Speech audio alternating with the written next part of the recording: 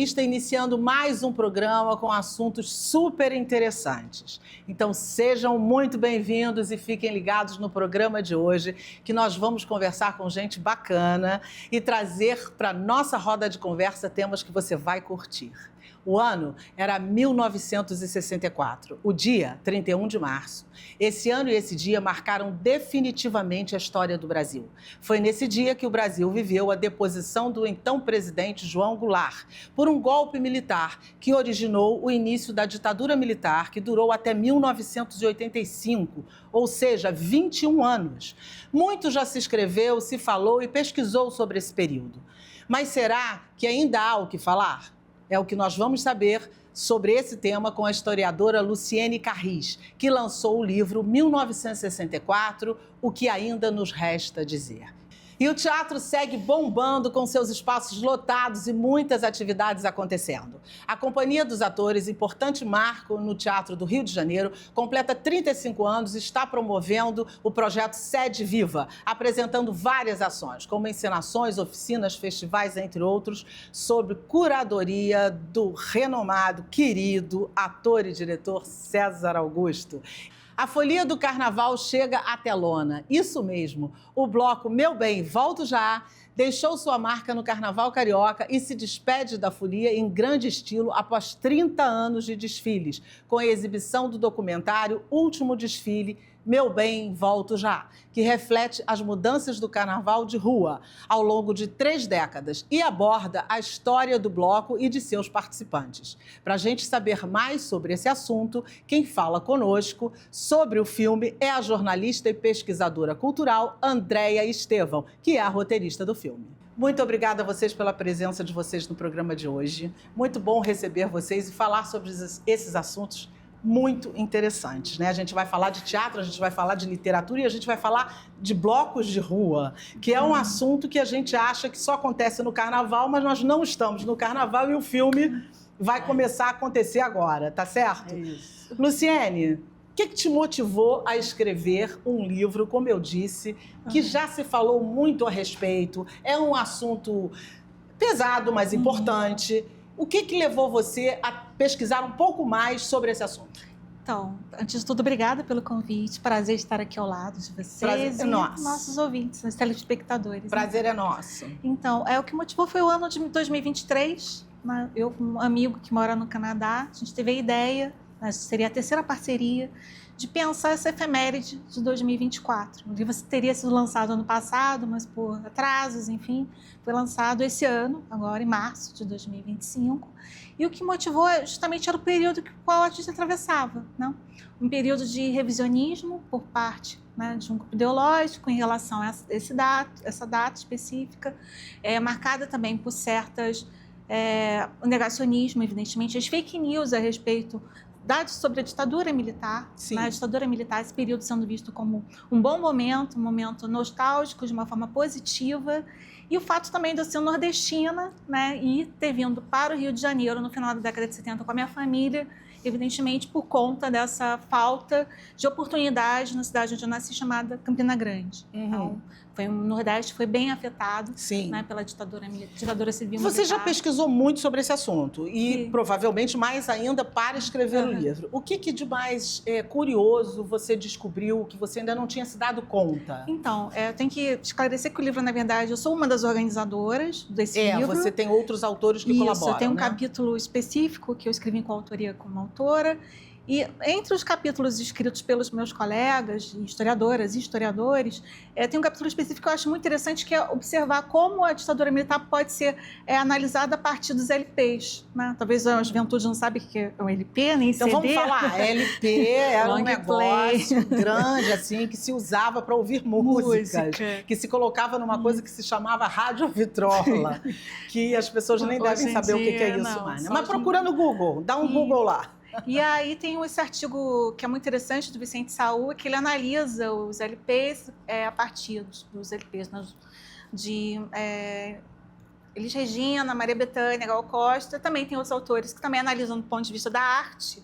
Eu queria até tocar sobre esse assunto com você, que a cultura, incrivelmente, foi um período muito fértil para a cultura brasileira, né? Na época, a ditadura favoreceu o pensamento, a criatividade de uma forma muito grande. A gente teve muita coisa acontecendo. O que você sinalizou nessa área da cultura que foi assim uma contribuição, digamos, que a cultura deixou nesse período dantesco, se é que a gente pode dizer assim? A inovação das letras, né? A inovação também no cinema. Em 1968 também teve um filme que foi muito bem analisado por dois historiadores, Carlos Eduardo Pinto Pinto e Rodolfo, que falam de um filme queer, né, que foi divulgado em 1968. Apesar de toda a censura, de toda a perseguição, de toda a limitação às artes, né, a música foi muito efervescente, o teatro foi muito efervescente, né? Você que é do teatro pode ver também isso.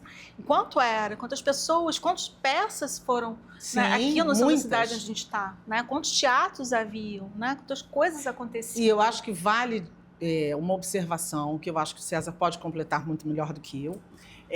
O teatro, na ditadura, ele teve um papel fundamental, o que pouca gente sabe, que o teatro contribuiu decisivamente para a democracia. Os artistas não se calaram, os artistas enfrentavam a ditadura, os artistas eram perseguidos, os atores, a censura ficava lá dentro. Foi um período muito complicado. Né? O que eu posso dizer é que acho que não só o teatro, a música, as artes plásticas, né? Pareceu que a arte virou um ponto de refúgio, né? Acho que tem um evento da Gal Costa, né, que não parou o show, porque várias pessoas estavam lá e poderiam ser presas e tal, e ela continuou o show até dissipar ali os possíveis, né, algozes e tal. E muitos espetáculos também tiveram a mesma sorte, assim, de poder trazer esse assunto tão importante que é da resistência. Apesar de que muitos também foram censurados, não é? Sim, época, né? mas havia uma resistência. Exatamente. A galera não deixava de fazer teatro, não deixava de criar, não deixava de fazer música. Assim como as artes plásticas também, né? Todo mundo, Eu acho que o ponto fundamental da arte é porque a arte foi como um fio condutor para esse ato de resistência, né? Sim. Eu acho que sempre a gente traz essa força motriz, né? Cabe a nós trazermos esse legado e construirmos essa força de impacto junto ao público para que isso não se dissipe, né? Porque a ideia é que tudo meio que se dissipa muito facilmente. Você falou das fake news e tudo mais, que é o campo atual. E parece que a arte, como um todo, traz a verdade como um ponto de partida. E um ponto de resistência, né? Exato. Você disse que buscou um outro olhar que saísse do lugar comum para falar dessa história. Que olhar foi esse? Então, na escolha, na diretriz desse livro, na escolha de temas, né? Então eu busquei novos olhares, novos temas, né? Porque o que tem a dizer ainda? Muita coisa. Nós somos historiadores de formação de ofícios, né? E sempre vai ter algo a mais para o historiador analisar, novos objetos, né? Porque somos sujeitos da história. Inevitavelmente estaremos, né, influenciados pelo nosso monumento, pelo nosso contexto. Então, são temas diretamente ligados à arte, né, um objeto novo de estudo, que é o LP. O LP sendo um objeto, né, de estudo de um historiador, né, de arquivo. Isso também. Então, esse novo olhar se pauta nessa necessidade atual mesmo, de a gente observar e pesquisar novos temas e novos objetos para a história. Então, e qual é o link que você acha que você faz dessa história, desse passado recente? O que ele dialoga com a compreensão da história do Brasil de hoje? Então, o livro, vejo, né, dentro dessa pergunta que você falou, no sentido de que é importante a gente pensar nesse momento, nesses 21 anos de censura, de repressão, porque, como eu falei anteriormente, as pessoas vêm com muita ideia de nostalgia. Não aconteceu nada comigo, com a minha família, aconteceu com os outros, né? Então, isso é importante que se fale, que sim, né, muitas pessoas vivem nas suas próprias bolhas e esquecem que não é bem assim, né? Sim. E também tem esse olhar da nostalgia desse passado, de você olhar o passado com um lado emocional, porque a memória, nesse caso, a memória ela é seletiva. Então, a memória desse livro, o uso desses objetos, desses temas, também é um ato de resistência na forma pela qual foi escrita, porque a memória também é resistência. Com certeza. Então, mais ou menos e a importância do livro, do teatro, enfim, da arte é isso, é guardar essa memória, porque sem memória você não tem futuro. Se você não guarda e não conhece a memória, como é que você vai construir um futuro, né? Você fez o livro em recortes, são vários autores que juntos fizeram uma coletânea. Isso foi proposital até que medida? É para facilitar a leitura? É para que a gente tenha no livro novos olhares? O que seria isso?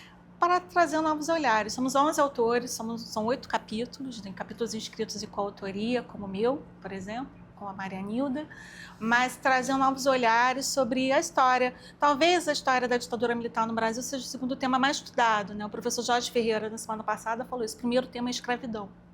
Não por acaso, evidentemente. Com certeza. E o segundo, talvez seja a ditadura militar. Nosso país que vai ser estudado e continuar sendo estudado, especialmente nossas efemérides, né? De 50 anos, 40, 60, 70, e continuarão sendo estudados nas universidades por historiadores, jornalistas, pesquisadores. E nós vivemos uma ditadura por muitos anos, né? Foram 21 anos consecutivos. Com o seu olhar de historiadora, de pesquisadora, que se debruça sobre esse assunto, onde você acha que a sociedade foi frágil a ponto de chegarmos a viver isso? Uma ditadura e uma ditadura ferrenha. Frágil, não sei, né? Por conta também dessa necessidade de se colocar. Aquilo não aconteceu comigo, aquilo não me afeta, aquilo não vai afetar a minha família. E o contexto também, né, do golpe militar, todo um contexto que envolve na sociedade, uma classe média, né, os setores militares, os setores empresariais, né? Então, também um golpe civil, né?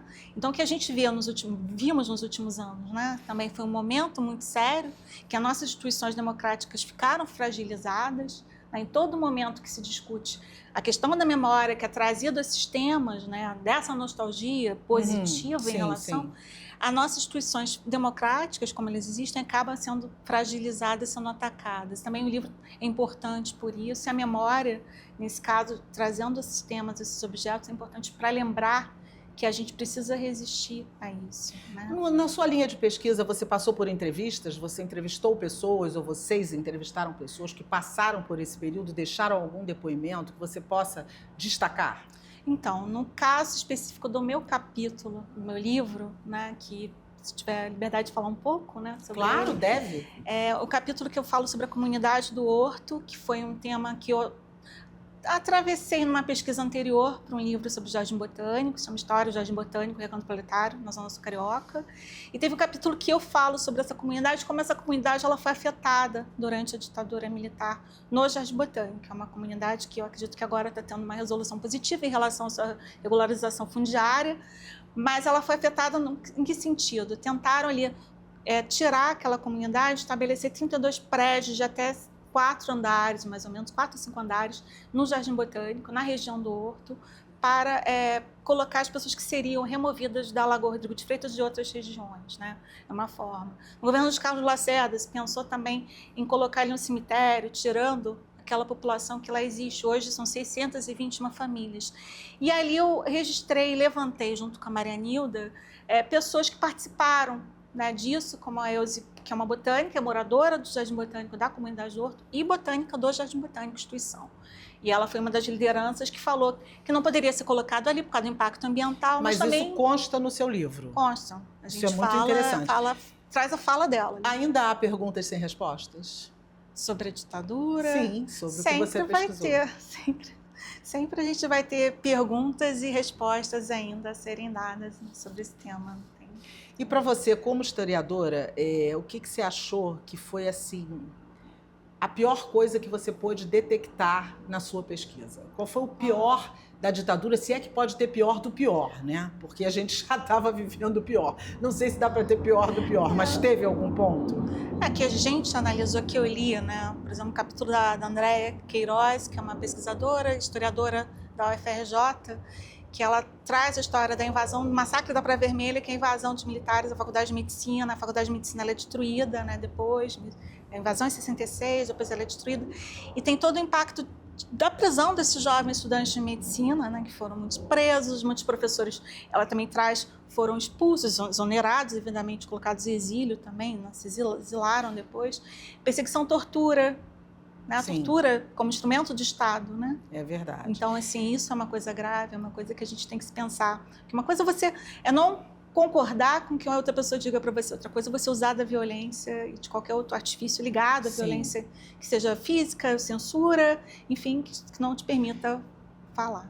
E que alerta você deixaria para a sociedade contemporânea pensar sobre esse assunto para que a gente jamais, em tempo algum, volte a a passar por uma situação, mesmo que menor ou diferente do que já aconteceu? Olha, eu acho que a gente tem hoje várias formas de a gente se informar melhor sobre o que foi esse período, né? Temos o teatro, nas artes, o cinema, né? Quando eu estou aqui, foi um filme que foi visto por milhares de pessoas, várias obras, seriados na internet. Se informe melhor, né? Não acredite em qualquer fake news que você receba no seu celular ou que seja em alguma rede social. Né? Tem muita gente séria, comprometida com a democracia, com os valores democráticos, com a seriedade do ofício de historiador. Então, procure essas pessoas, né, para se formar. Isso que você falou é muito importante, que a gente não acredite em tudo que a gente recebe, que a gente ouve, né? E a gente procure saber, porque existem formas e formas. Eu quero mostrar aqui o livro. Aqui a capa do livro. É um livro assim, muito interessante, eu li rapidinho. Eu achei que essa história de você dividir, de terem vários autores, foi assim, excelente para compreensão, você abordou temas diferentes, muito legal, é um livro muito legal mesmo, foi feliz a sua ideia. Obrigada. Parabéns por ela. Você quer falar quem são os autores? Então, gostaria de citar os nomes, que é importante, é uma coletânea, Claro, né? André Queiroz, o Vicente Sal Moreira dos Santos, Luzimar Bernardo, Andréia Casanova, Rita Lage, Adriana Camargo, eu, Luciene Carriza, Maria Nilda, o Carlos Eduardo Pinto, Rodolfo, que é o marido do Carlos Eduardo. E todo mundo de áreas diferentes? São todos historiadores, mas que têm objetos e perspectivas diferentes. De campos diferentes de atuação, sim. Foi muito legal o seu livro, eu te desejo um enorme sucesso, que as pessoas realmente busquem conhecimento, e é um livro excelente. E com isso a gente dá um pequeníssimo intervalo e a gente volta já já, não sai daí, que é super rapidinho. A gente ainda vai falar de teatro e a gente ainda vai falar de bloco de carnaval. Eu volto já.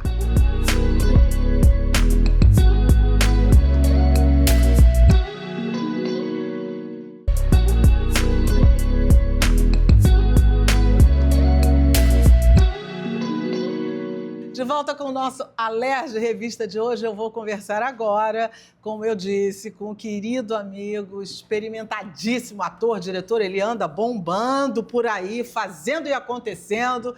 César Augusto, obrigada por você estar com a gente aqui hoje. E você vai falar do projeto Sede Viva. Já está até, né? Com a camiseta. A caráter. Exatamente, vestindo a camisa. Isso, literalmente. Você é fundador da Companhia dos Atores, que completa 35 anos e tem uma presença muito forte no Teatro Carioca. Como é que surgiu essa companhia e qual era a proposta de vocês? Pergunta de milhões. Vamos lá. Foram 35 anos de história, né? Então, nós somos amigos de vida. Nos juntamos para fazer teatro, para pensar sobre teatro, experimentar coisas. Há 35 anos atrás, a ideia realmente era praticar, criar produções e montagens. Mais do que isso, experimentar coisas que viessem muito mais próximas ao que a gente tinha como aptidão ou como vontade de trabalho em coletivo, em grupo, para poder dividir essas experiências com um público, vamos dizer assim, mais novo, né? Era uma época onde os grandes diretores eram as estrelas e tal, e a gente pensou em formas de se chegar a um público de uma maneira diferenciada. Vocês tinham alguma ideia de alguma linguagem que vocês queriam imprimir? Nós estamos à procura de uma linguagem, né? Eu acho que essa é a loucura e a posição mais importante para se criar um coletivo, a procura de uma linguagem, né? Eu acho que de alguma forma a gente chegou nesse lugar e viramos referência de alguma forma também. Com certeza. E nisso, agora, com a sede e tudo mais, e até um pouco antes, percebemos que esse legado precisava ser dividido, compartilhado e também instigado para a nova geração. Então, a companhia tem essa verve, né? E o Brasil tem uma certa tradição em companhias, né? Nós temos uma história de companhias que fizeram a história do teatro brasileiro, né? TBC, Tônia Carreiro, Bibi Ferreira, Eva Todor, teve uma companhia por 28 anos, foi a companhia mais longeva do teatro brasileiro, né? E na companhia dela tinha Marieta Severo, Paulo Goulart, muita gente bacana. De alguma forma, vocês olharam para esse lugar na hora de estar tentando construir alguma coisa? Eu acho que a gente não tinha essa noção, se você ser bem sincero. A gente tinha a noção de que era necessário juntar um grupo e que esse grupo pudesse promover as nossas as nossas vontades artísticas. E, de alguma forma, até trazer um pouco das nossas individualidades. Não é à toa que, dentro da companhia, nós temos Henrique Dias, né, que não faz mais parte da companhia, mas, enfim, faz parte da nossa história, Drica Moraes, né, Gustavo Gasparani, Suzana Ribeiro, que também está em cartaz agora, no Poeirinha, Marcelo Vale, Marcelo Olinto, Bel Garcia, que está junto com a gente num outro patamar, numa outra situação, mas sempre essa ideia de estarmos juntos, em coletivo, criando possibilidades, foi o nosso mote. Claro que a gente tinha noção muito clara de coletivos muito importantes dentro da história do teatro brasileiro, né? Teatro Oficina, o Arena, o TBC, mas de todas as companhias que realmente remetem à história iconográfica do teatro brasileiro, a gente não tinha essa noção de todo. Mas a nossa vontade era estar juntos e, ao estarmos juntos, praticarmos e, com essa prática, com essa experiência, criarmos um discurso, uma linguagem e aí sim abraçar o que a gente gostaria de fazer, que a gente gosta de fazer, que normalmente é o humor, a brasilidade e trazer assuntos que estejam no momento sendo levados em consideração, que estejam em pauta, mas de uma maneira muito, vamos dizer assim, talvez festiva ou talvez provocadora, mas sempre no cerne da questão e dividindo com o público de uma maneira viva. Né? Você conhece bastante, de uma maneira com frescor. Há pouco tempo a gente fez o Júlio César, que você assistiu os ensaios, né? Vidas Paralelas, escrito pelo Gustavo Gasparani, que é da companhia. Fizemos ensaio Ponto Hamlet há muito tempo atrás, que virou, de alguma forma, uma peça ícone, né? Virou referência contemporâneo, no teatro né? contemporâneo. Eu sou professor, então, algumas, às vezes, até é um pouco esquizofrênico, porque eu, às vezes, falo do meu próprio trabalho enquanto professor, né? Mas entendo também que a minha geração traz esse legado de vários grupos que também formaram essa história. Você, especialmente, tinha algum xodó ou alguma inspiração por algumas dessas companhias que você falasse, pô, engraçado, essa daí essa história aí me interessa? Eu tinha coisa muito clara assim, com a Bia Lessa, que eu gostava muito, o Gerald era um ícone na época, o Aderbal, sempre o mestre, o Amir também, né, que está até com um espetáculo agora. Maravilhoso, né, beijo. Junto com o Borg. Amir Haddad, queridíssimo. Que são pessoas ativas, né? São pessoas que estão aí, né? O Zé, infelizmente, não está mais aqui, mas está nesse campo, né? Que é de fato é um legado histórico, né? A gente não carrega morto, a gente carrega vivos. Esses vivos estão sempre atuando junto com a gente. Estão dentro das nossas veias sanguíneas, estão dentro do nosso próprio corpo. E o trabalho do teatro ou da cena nacional, ele é muito corpóreo, né? A gente vai falar de samba, a gente vai falar de carnaval, a gente está falando de legados que estão realmente predigitados na nossa carne, né? E eu acho que isso é muito forte dentro do que eu trabalho e dentro da Companhia dos Atores. E estão culturalmente muito intrínsecos com a nossa cultura, com a nossa realidade, com a nossa vida, né? Com o nosso cotidiano, né? Exatamente. Você trabalha numa companhia há muitos anos, como estamos falando, 35 anos é uma história, é uma vida. Há prós e contras sobre essa discussão de companhias que tem o lado legal e tem o lado não tão legal. O lado legal seria, estamos juntos pensando, e o lado não legal, ficamos engessados, porque já sabemos com quem trabalhamos, sabemos o jeito do outro, então isso não é estimulante e tal. O que você pensa sobre isso? O lado não legal é estarmos juntos também, né? Eu acho que, no caso da companhia, nós temos muitos amantes.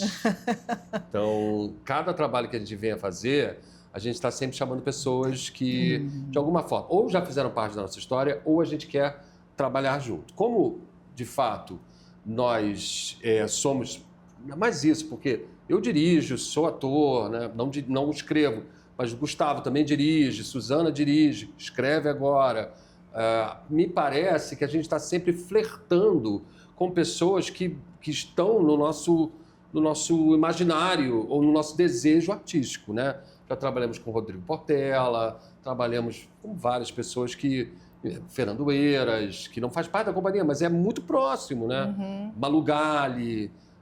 Então, essa situação que realmente pode ser um ponto nevrálgico no sentido negativo, pode ser também interessante se a gente abrir essas frestas. Acho que o grande campo das artes está nas frestas. Né? Até mesmo para poder, de alguma forma, demolir as coisas mais formais ou as coisas mais pré-estabelecidas que às vezes acontecem quando uma companhia fica muito tempo junta e fica engessada. É. Mas a gente tem vários exemplos onde isso não acontece, como o Galpão. A gente está sempre procurando formas de nos inspirar, porque eu acho que a história é essa, né? Porque o teatro, ele é um bem comum, num bom sentido, e se você pensar financeiramente, ele não vale tanto a pena. Mas se você vive disso, você tem que pensar em maneiras de gerenciar essa situação, não apenas de uma forma financeira, mas de uma forma, obviamente, artística e de uma maneira que seja, no mínimo, pensando para frente. Sim. Para você pensar para frente, você, de alguma forma, tem que deixar aí esses esqueletos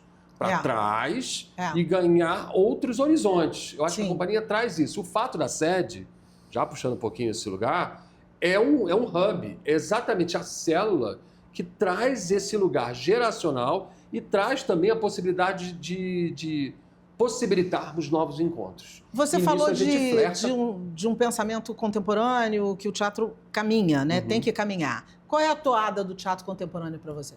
Agora? Sim. Ih.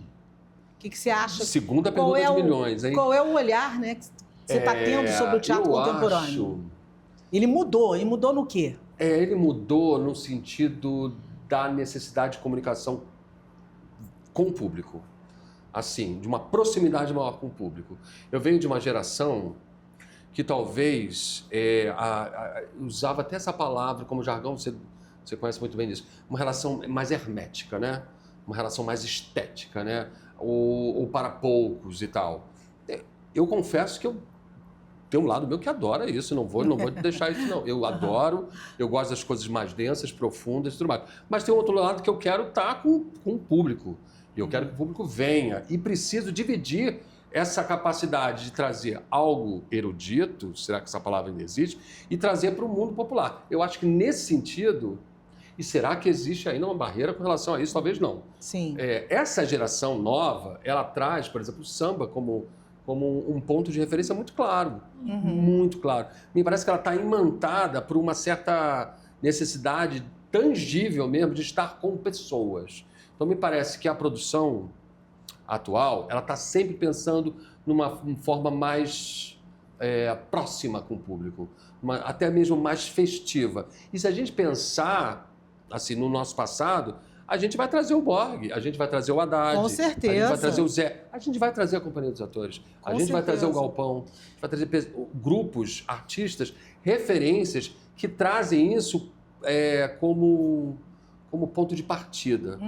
E não esquecendo que o erudito, ele tem que estar, sim, muito perto do popular. E talvez o hermético só seja como posso dizer, uma posição preconceituosa, porque, às vezes, o público não se percebe participante da arte, sim, a não ser as coisas mais notórias. E é muito pelo contrário, né? Muito pelo contrário. Talvez as exposições, elas são gratuitas, os centros culturais são gratuitos. É verdade. Né? Tem muita coisa para ser feita. Só não vai quem não quer. E aí você percebe, não é à toa, que o teatro está cheio, porque o streaming, tem várias questões aí que você já vê em casa e tal, mas o teatro você não consegue ver em casa. O teatro é vivo, né? O teatro é vivo. Você tem que se deslocar. E esse fato de deslocamento já é um preceito, já é um movimento político, não é?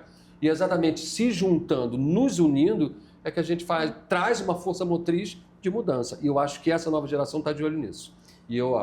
E essa história que você acabou de comentar, do Amir, da companhia, não só a sua, como tantas outras companhias que a gente tem de teatro longevas, elas sempre serão um ponto de partida, um olhar para aquilo e, além disso, fica o legado, né? Porque Exatamente. Quem vem vai buscar em quem já fez. Exatamente. Não é? Exatamente. Eu acho que isso e aí muito... tira esse lugar de uma certa casta, de uma certa elite. Sim, com certeza. Esse lugar fica até estranho, nós brasileiros falamos sobre isso. Tudo bem, já é fundo de algum certo lugar ali, colonialista, blá, blá, blá, blá. É verdade. Que a gente nem precisa tocar nesse assunto, mas que está aqui, né? Cercado pela gente. O que me parece que essas frestas, esse lugar mais horizontal, está se tornando possível. Palpável. Né?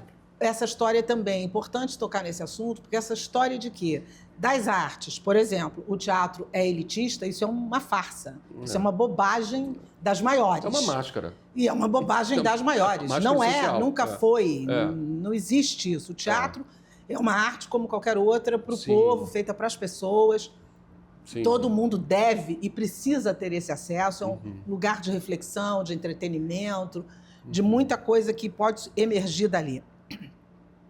O que permanece fresco na companhia nesses 35 anos e no César, ator e diretor? Olha, seus olhos brilharam, hein? O meu também. Mas você acha que não? Bom, na Companhia dos Atores, a gente está sempre se perguntando por que a gente está junto, né? Te digo assim, depois desse papo nosso aqui, já tem uma ligação entre nós, falando assim, e aí, como é que a gente vai fazer tal coisa? Então, a gente está sempre se perguntando. Esse lugar da pergunta, ela faz parte como um relacionamento. Se você não se coloca nessa questão, me parece que você só está, né, enfim, viciado numa mesma questão. Não é o caso nosso, a gente está sempre procurando novos caminhos, de fato. Então, e não necessariamente a gente precisa estar fisicamente junto. Muito pelo contrário, às vezes a gente não se encontra pessoalmente, mas a gente está sempre em conexão. Então, a gente cria peças não todo ano, são sazonais, mas elas duram muito tempo, né? Então, a última que a gente fez foi o Júlio César, né? Vidas Paralelas, acho que estreamos 2 anos atrás, ainda continuamos em repertório. Então, me parece que a gente está sempre construindo um lugar sólido e fresco. Então, o fato de estarmos juntos é porque nós queremos. Se não queremos, não estaremos. Sim. Né? E não necessariamente precisamos estarmos todos juntos. Isso também já é um certo alívio, né? Uhum. Estamos lá chegando de 60 anos, então tem essa situação onde a companhia não pode ser um fardo e sim uma porta aberta para outras situações. Tem que ser. No caso do César, aí é um papo de horas. De horas. Mas dá uma O que eu uma posso resumida. dizer assim, a sede é o meu xodó agora, né? A sede viva, não é à toa que eu estou vestindo a camisa. É um ponto de convergência na Companhia dos Atores. A gente se uniu para construir esse lugar que é incrível, que fica na escadaria do Selarón. Está lá, linda, E com os ali- azulejos do Selarón, nosso querido amigo, que infelizmente partiu de uma situação muito difícil. Mas, enfim, aquele lugar, aquela escadaria que está aqui na Lapa, é um dos pontos mais visitados turísticos do Rio de Janeiro, Sim. talvez até E mais. lindo.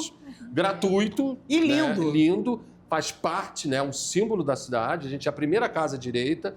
É uma casa que tem um teatro que é uma graça para 70 pessoas. Ainda tem uma laje que a gente faz espetáculos também. Isso é uma graça, né? Porque você sai do teatro, você ainda tem um lugar Tem que você um pode bater bar, papo. aí depois tem festa. É às vezes muito tem, legal. Tem peças acontecendo à tarde na Muito laje. legal, é verdade. A gente cria um ambiente onde o teatro é o suporte para outras relações e encontros, né?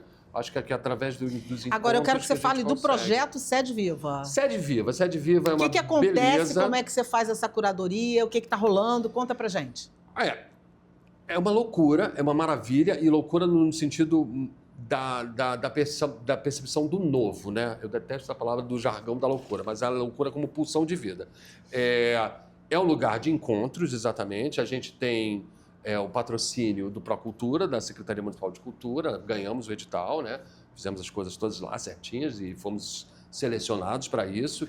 Então, nós, durante um ano todo, nós estamos abrindo espaço, a pauta para trabalhos novos, para artistas novos, e às vezes artistas emergentes, e às vezes até trabalhos bacanas e sólidos que precisam estar dentro da nossa pauta também. Então, a gente cede a pauta gratuitamente para essas produções. Serão 60 produções ao longo do ano. São espetáculos que acontecem na laje, acontecem dentro da nossa sala de espetáculos, Sala Bel Garcia, que é o nosso teatrinho, que é uma graça. E dentro dessa sala, desse espaço, a gente também tem os Residentes da Sede, que é um projeto lindo que a gente trabalha durante um ano todo, com 30 artistas selecionados, não necessariamente atores, e a gente sempre trabalha com um tema que guia aí ao longo do ano. Nesse ano é a dramaturgia da Grace Passot, uma artista completa, maravilhosa, trabalha com cinema, é autora, enfim, tem esse lugar da multiplicidade, e isso nos interessa muito. Já trabalhamos com o Joe Bilac, já trabalhamos com Caio Fernando Abreu, já trabalhamos com o Manifesto Antropofágico. Cada ano a gente traz um tema e trabalha isso ao dentro longo desse do ano, o que você escolheu ao longo do ano e o que está acontecendo por agora? O que está acontecendo agora? É muita coisa. Talvez eu precise falar aqui olhando o celular. Espero Você que precisa de uma colinha. sempre precisa, né? É. A gente precisa dessa coisa, dessa chamada Que bom que nós temos a cola. Isso. Então, acabamos de fazer o Latitude dos Cavalos, que é interessantíssimo, um trabalho que foi criado por 2 residentes, que são incríveis, que é o Gabriel Flores e o Danilo. Agora a gente estreia Mulher de Juan e o Só Percebo que estou correndo quando vejo que estou caindo. Frase ótima. Ainda vamos trazer o espetáculo Ensaio Ir Embora, do Grupo Chão. Não sei se você conhece o Grupo Chão, um grupo maravilhoso que se formou pela Unirio. É um quarteto maravilhoso, é a 3ª temporada deles, sempre lotam, ficam na laje. Nós ainda vamos ter o Sem Registro, que é um trabalho também muito interessante sobre a paternidade. Ainda temos as oficinas do João Goffman, que é um jovem diretor muito criativo, está sempre do meu lado. Verdade. Já não posso mais falar que é meu assistente, mas é um diretor maravilhoso. É sempre bom formar essas pessoas e poder ter orgulho de falar sobre o trabalho dele. E como é que o pessoal descobre o que está acontecendo? Isso, nas muito redes importante. sociais? Como é que é? Fala aí pra gente. Essa sua pergunta é muito importante, Rogério, porque entra nas redes sociais, segue a Ser dos Atores, porque a programação muda a cada semana. Isso. Por isso que eu peguei a cola, entendeu? Isso. Então, essa semana a gente já tem 2 estreias e na próxima semana terão mais 3. Então, é sempre rápido. É sempre olhando nas redes sociais que vocês estão divulgando sempre o que está acontecendo. A gente está sempre divulgando da melhor forma possível. Estar aqui no seu programa é uma felicidade poder falar sobre tudo isso, porque é um movimento grande. É verdade. Né? Esse lugar que não é uma bolha, mas também é um lugar que precisa ser percebido como um lugar importante e que dá suporte para essa nova geração. Isso é o mais legal, assim, isso brilha meus olhos, sabe? E porque a sede da companhia é a companhia ao exponente máximo. Sim, mas aliado a isso, é um lugar que está ali próximo, que as pessoas podem ir, vocês estão formando plateia, apresentando espetáculos interessantíssimos e outras atividades. Exatamente. Parabéns! Tem que falar só uma coisinha, ainda por cima é trans-free, então os trans, as trans, todas as pessoas que precisam estar junto com a gente estarão lá e são os primeiros convidados e convidadas. Nós também temos sempre valores muito baixos. Isso e que também, eu queria se for também necessário, finalizar dizendo. Os preços são sempre muito populares. Então dá, assim, acesso a qualquer um. Acesso a todo mundo. Só chegar. Chega junto, porque com certeza vai ter programação legal e para todo mundo. Só entrar nas redes sociais, Companhia dos Atores, que você vai descobrir tudo que tem por lá. Isso. E com isso eu faço um rapidíssimo intervalo e digo para você, não sai daí, porque agora a gente vai cair na folia, de verdade. Eu volto já já.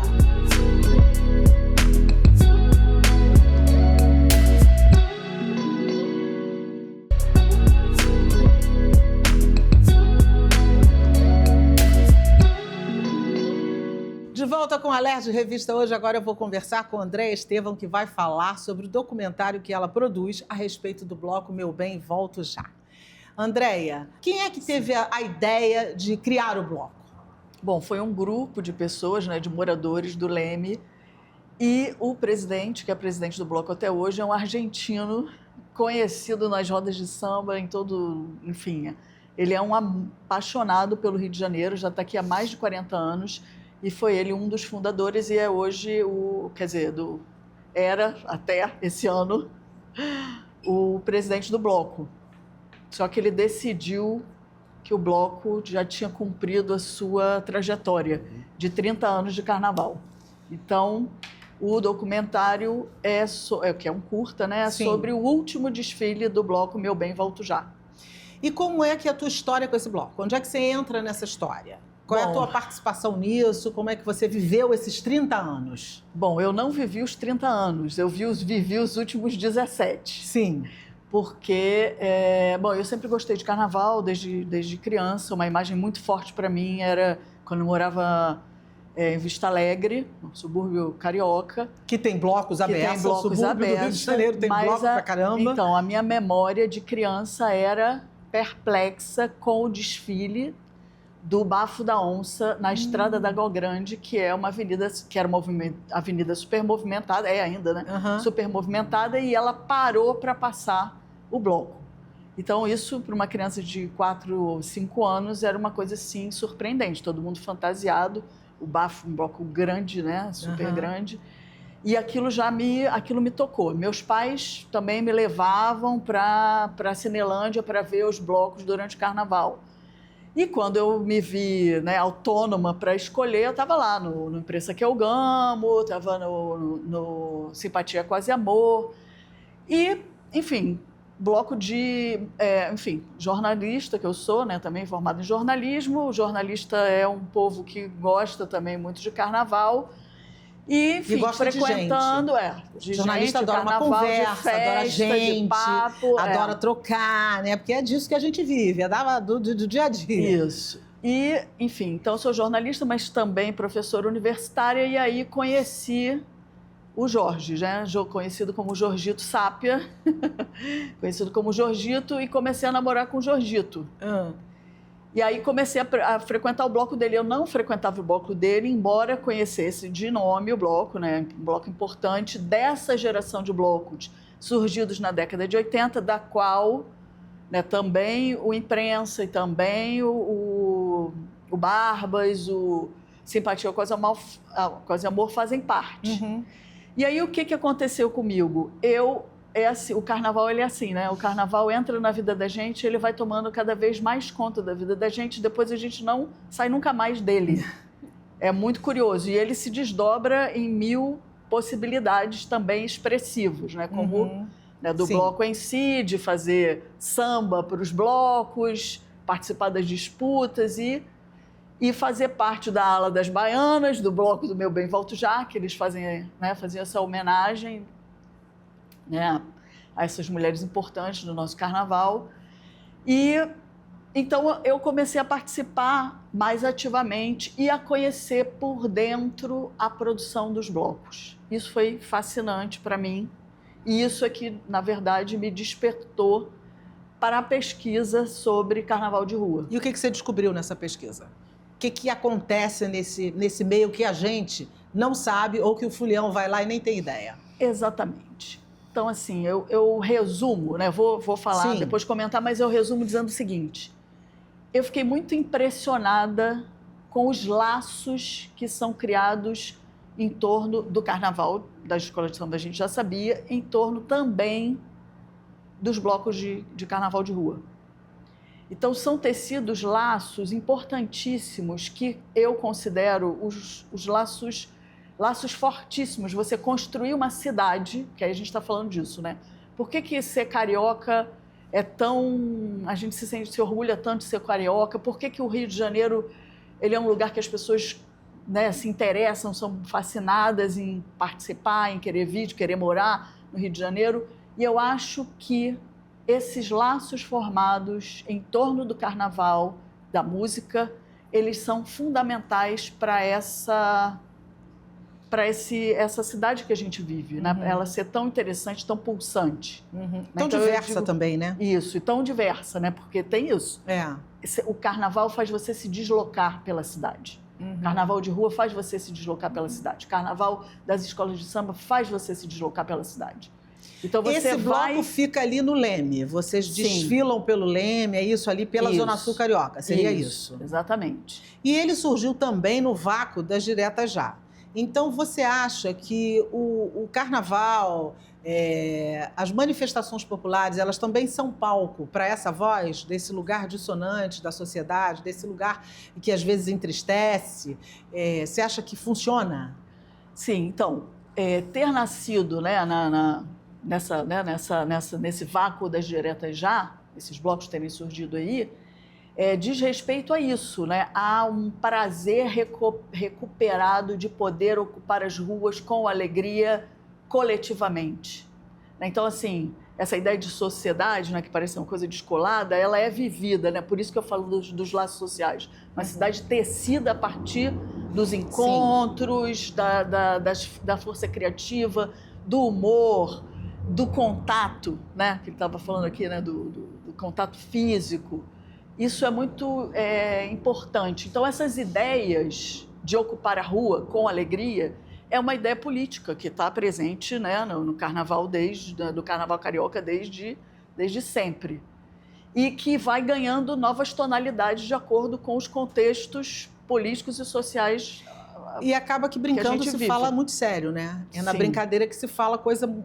A gente, às vezes, traz uma reflexão coletiva através de uma brincadeira, de um bloco. Você vê que ela até citou o filme Eu Ainda Tô Aqui, Fernandinha, que foi o ícone do filme, ela virou... né, máscara de carnaval, símbolo do carnaval. Então você vê que era um assunto pesadíssimo, né? Que aquele filme é um filme pesado, de uma página difícil da nossa história, e que foi para o carnaval e todo mundo começou a pensar sobre isso, ou ajudou a pensar sobre isso, né? Isso é também um aspecto importante dessa questão da cultura popular, né, dos blocos, enfim. Os sambas que vocês cantam são sambas autorais. São sambas autorais. E são feitos por componentes do bloco? Como é que funciona isso? São temáticos? Vocês buscam esses temas de que forma? Então, essa coisa assim, o bloco ele é sempre uma associação porosa, né? Então tem pessoas que estão sempre lá e tem pessoas que vão se aproximando, que ficam um tempo, vão embora, depois voltam. Então, assim, acabou ao longo do tempo, né, pela repetição porque num primeiro momento existia uma seleção de bloco, uma seleção dos sambas que aconteciam. Tinha um evento onde as pessoas compunham e havia uma seleção desses sambas, né, que era uma outra oportunidade de festa também.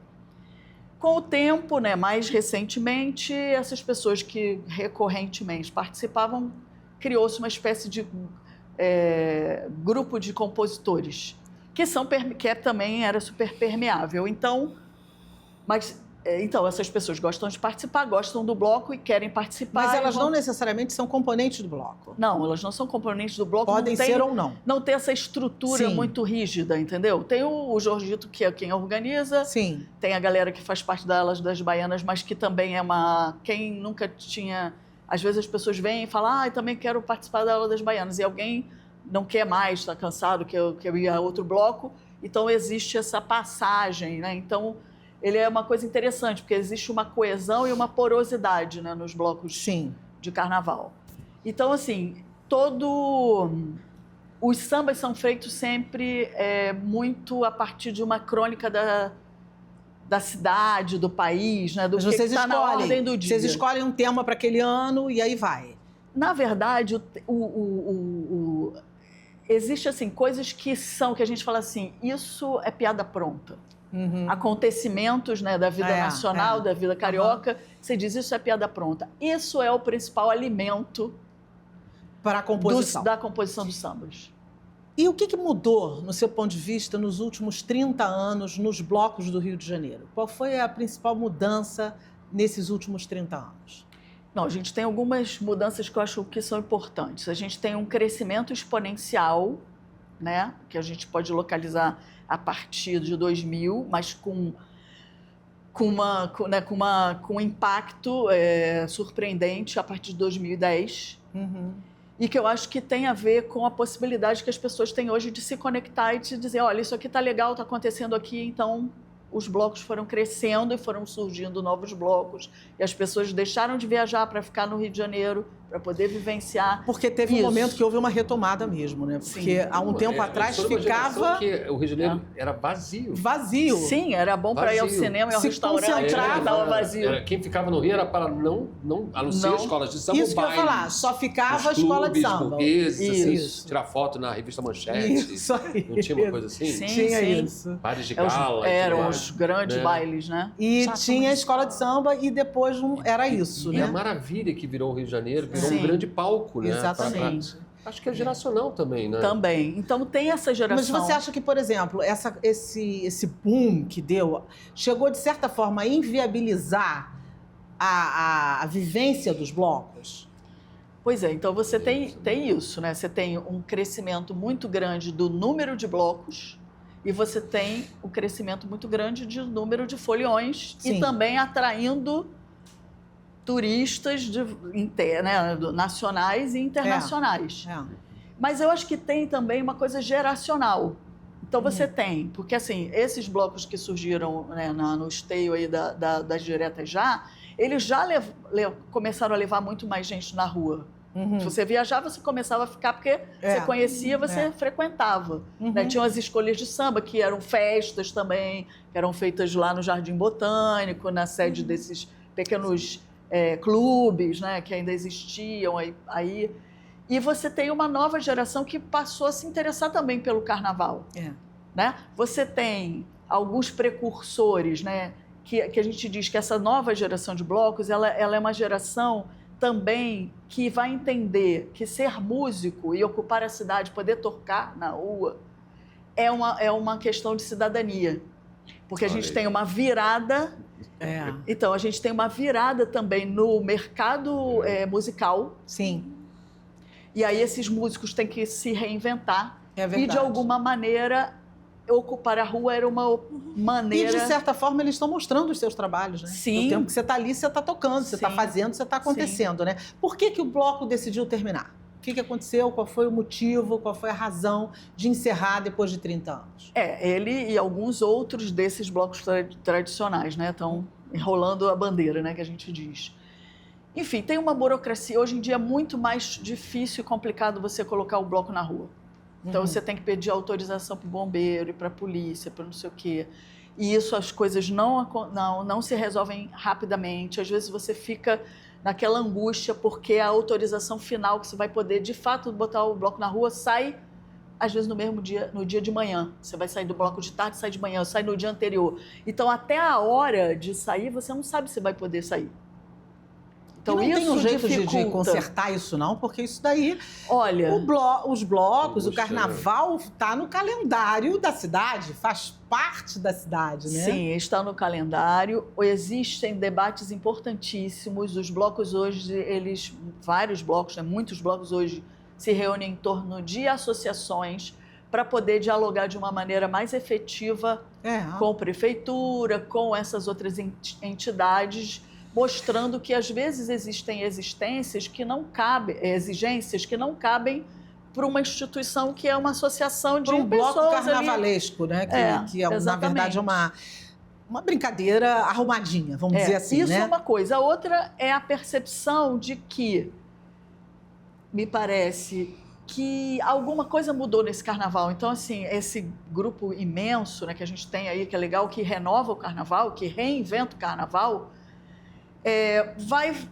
aquele modo de fazer carnaval desse grupo, tem pessoas que já não estão mais, que percebem que tem outra coisa, e aí vamos deixar para outra turma, que está fazendo de outra maneira, entendeu? E aí você tem um pouco isso, essa coisa geracional, que é uma galera que está aí chegando aos 70, tem mais de 70, então também estão meio cansados dessa... Está na linha de frente. Mas talvez queira participar dos outros blocos, né? Também tem isso. Não ficar na organização, né, que fica lá na linha de frente. O Sovaco anunciou que vai cancelar no que vem o último desfile. É o último, 40 anos. Vai ser o último. É isso, então, assim, as pensando nessas datas redondas... saem da linha de frente e vão curtir um pouco, porque isso dá um trabalho também, né? Essa organização dá um trabalho, né?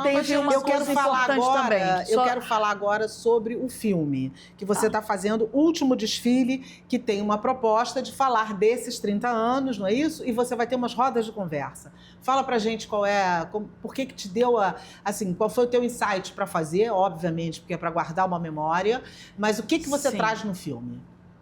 Então, o filme vai falar desse último desfile, vai falar um pouco do que é um bloco existir num determinado território da cidade, o que ele mobiliza de afetos e de criatividade e de transformação do próprio espaço urbano, do que se pode articular a partir, né, dessa decisão de colocar um bloco na rua, o que ele mobiliza. Então, o filme é para falar disso, né, que existe essa trajetória. E a minha palestra tem a ver com o que essa trajetória ela traz de conhecimento, de saberes que podem ser transmitidos para outras gerações, porque se aprende muita coisa. Com certeza. Né? Essa capacidade de mobilização, em torno da alegria, essa liberdade de articulação, mas que não é uma bagunça, que não é ferir todas as regras e que, muito pelo contrário, Não tem nada mais civilizado do que uma festa que se coloca dessa maneira na rua. Que, aliás, você coloca muito bem que está longe de ser uma bagunça. Você Sim. diz que o carnaval, você defende a ideia de que não é uma bagunça, uma confusão. Ao contrário, é uma experiência social muito sofisticada. Exatamente. Você se baseia em quê para essa afirmação? Bom, eu me baseio, né, enfim, tem um clássico, né, de estudo do carnaval, que é o livro do Bakhtin, Cultura Popular na Idade Média e no Renascimento, mas também no acompanhamento, né, a minha pesquisa de doutorado, eu fiz trabalho de campo, enfim, tem essa vivência toda desses 17 anos, acompanhando muito de perto o que está acontecendo, e o que eu percebo é isso, as pessoas, esse trabalho que é uma alegria ao mesmo tempo, mas que as pessoas gastam seu tempo e que se frequentam e criam laços, e que esses laços se desdobram nessa possibilidade de amizades e de lutas políticas e de defesa de valores, pensando na cidade. Entendeu? Então, assim, é uma articulação muito sofisticada, porque ela vai do micro, preocupada também com o macro. Porque quem bota o bloco na rua quer que seja possível sempre poder ocupar a rua para encontros, para alegria, para troca de ideias, para construir a cidade. Porque essas pessoas se sentem construindo a cidade. Porque elas, de fato, estão ali. Sim. Ela tem uma expressão dessa construção que é colocar o bloco na rua. E a apresentação do documentário vai acontecer quando? Onde? Está ali, ó, gente. Meu bem, volto já. Então, esse daí é o filme que vai acontecer, olha lá, 30 anos. Essa é a camiseta dos 30 anos. Dos porque, 30 anos. Então, o documentário e a palestra vão acontecer no dia 26 de maio, a próxima segunda-feira, às 19 horas, no Estação NET Rio, que fica em Botafogo, Rua Voluntários, número 35. Que é mais no final e é da gratuito. Rua Voluntários. Gratuito. Então, Entrada gente, gratuita. é só chegar. É gratuito, né? E você vai ter a exibição do filme e depois a sua palestra, não é isso? Isso. Repete aí, dia e horário. Então, dia 26 de maio, às 19 horas, segunda-feira próxima, no Estação NET Rio, Rua Voluntários da Pátria, número 35. Isso, ali pertinho do metrô, Botafogo, dá para todo mundo aparecer. Em volta, Isso. tudo delícia, Depois né? tudo acaba em quê? Samba. Tem uma coisa interessante, porque tem muitos alunos, né? Todos falam assim, para quem gosta de carnaval, tem bloco sempre. Sim. 365 dias no Rio de Janeiro. Sim. E é verdade. E é verdade. Porque é uma manifestação muito importante de resistência e que essa geração traz e que acolhe, né? Sim. Verdade. E é um trabalho magnífico. E às vezes Magnífico. não tem o bloco em si, fora do ano, mas tem samba, roda de samba. Tem Isso bloco, tem um bloco tem de as tempo todo. oficinas. Isso é o tempo Tem todo, o ano inteiro. É a cara do Rio. É a né? cara do Rio. É Tem verdade. as Ele oficinas se transformou, musicais. né? É Olha que verdade. coisa interessante. É. Aproxima muito do público, Com certeza. a possibilidade de E você... daí as pessoas começam a se interessar por tocar Sim. e começam a integrar. Né? Encontros. Esses E se encontros são encontram encontros culturais semanalmente. políticos. E assim se Com estabelece certeza. nessa Com rede. certeza. Papo incrível, né? Tudo faz sentido aqui, né? Tudo faz Sim. sentido. Tudo faz sentido mesmo. Botaram o bloco na rua. É verdade. Olha aí. E antes da gente terminar o programa, que está quase chegando no final, a gente vai para o nosso momento literário. A gente vai saber o que essa galera aqui anda lendo. O que você anda lendo, Luciene? Ai, gente. Vários, a Joyce Bert, que também ela fala sobre a questão, né, da raça, da interseccionalidade, os estudos Legal. urbanos. Também tem a Leslie Kerr, que é uma geógrafa feminista canadense, que ela também fala da questão da cidade pela ótica da mulher, né, como Sim. é atravessada essas questões. E vários livros assim, interessantes. Torturado, que agora virou peça de teatro, que é maravilhosíssimo. Muito. Tá bom. César. Eu estou fazendo a adaptação da Alice no País das Maravilhas. Então, estou lendo Lewis Carroll, as duas, né? Que é Alice uma ótima leitura. através do espelho, Alice no País das Maravilhas. Eu indico ler toda a coleção Dramaturgia da Cobogó, porque é uma editora maravilhosa, muito importante, e que Publica traz teatro. textos, Teatro. né, dramaturgia escrita para se ler como literatura, que é muito importante. Muito. Então, eu indico as duas coisas. Andréia. O Vitor Bellar, Cidade Pirata. Super dito. E eu vou, na onda aqui da das histórias que a gente falou, da ditadura e tudo isso, que é um assunto que eu acho que a gente precisa estar sempre revisitando para entender e falar sobre o assunto, eu vou indicar Na Corda Bamba, de Daniel Arão Reis, Memórias Ficcionais. Esse livro é incrível, gente. Ele, através de ficção, ele conta a história da ditadura toda por meio de ficção. Ele traz histórias completamente ficcionais, diferentes, um capítulo é uma história nova e ele vai contando a história da ditadura, os horrores da ditadura, de uma forma ficcional interessantíssima. Uma leitura que flui rapidinho, eu adorei. Tá aí. Na Corda Bamba, Daniel Arão Reis, pela Record. É a minha dica. Meus queridos, quero agradecer a vocês a presença. Foi um prazer enorme recebê-los aqui no Alerj Revista. Sucesso para todo mundo. Projeto Sede Viva. Vamos embora ler o livro, vamos embora para o filme. Tem coisa bacana para todo mundo. Muito obrigada. Sucesso nas empreitadas. Foi um prazer ter vocês por aqui. E muito obrigada a você pela sua audiência. Eu espero que vocês tenham curtido o nosso papo de hoje. A Alerj Revista fica por aqui. Se você quiser rever esse programa ou qualquer outro da nossa programação, é fácil. Vai lá no YouTube. Até o próximo programa. Espero vocês. Até lá, TV Alerj, o canal do povo.